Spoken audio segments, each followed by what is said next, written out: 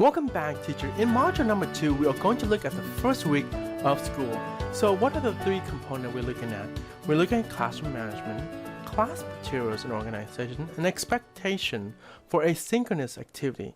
When talking about classroom management, it's very similar to what's happening in our class. First, we need to establish simple routines that we can expect from all of our students. Then we have norms. What do we expect our students to do when they participate during a live session? We want to create this experience as if they are in our class. And with video communication platform, the student can show their face and they communicate with each other student as if they are in class. And of course, we also explain to them the privacy law, how it is illegal to record another student and show it to others without the permission of that particular student. And most importantly, we're adding the accountability component in there by making it part of their grades. So the other part of module number 2 is classroom materials and organization. Now here's the key thing. When we are going back to hybrid learning or in-person learning eventually, we need to have some kind of evidence of work. Just like in classroom, we have a comprehensive and flexible organization for all students to put their work so that they can organize their content. For example, in this case, in my class, I have a basic composition notebook, and if you notice, I organize them based on the activity. So to illustrate this, okay, I'm going to show it to you in my sample class.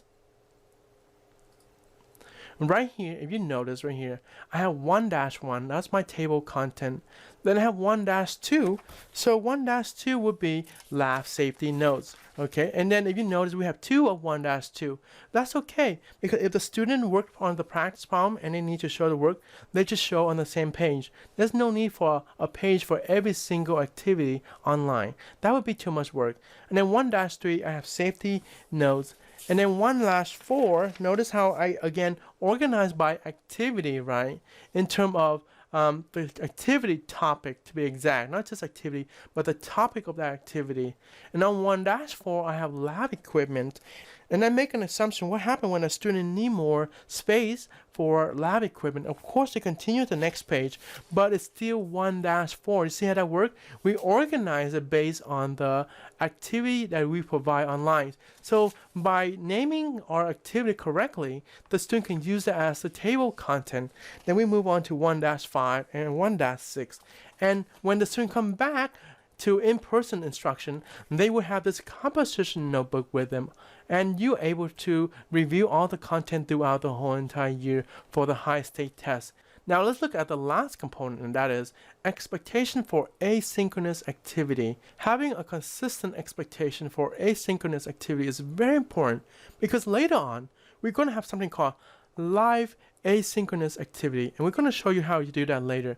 But of course, you have deadline, how is being graded, and of course, some of the questions you want to ask yourself, do I provide an easy and fair individualized intervention to quickly provide support for struggling student?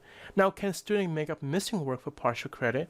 Can I provide instant feedback or some kind of feedback that's meaningful and right away, or in a timely manner? And also, can I provide tutoring and support for struggling student? And here we have this flowchart kind of summarize what's happening here. We have learning happening. That is authentic engagement with accountability and support. But in order for that to happen, we need to have some kind of organization that we can look at student work, and we have routines and norms that we expect all of our students to follow. And that is module number 2.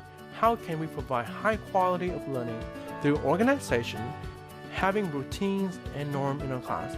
And as always, the key to working smarter and not harder is working together as a team. And we see you next time on another video.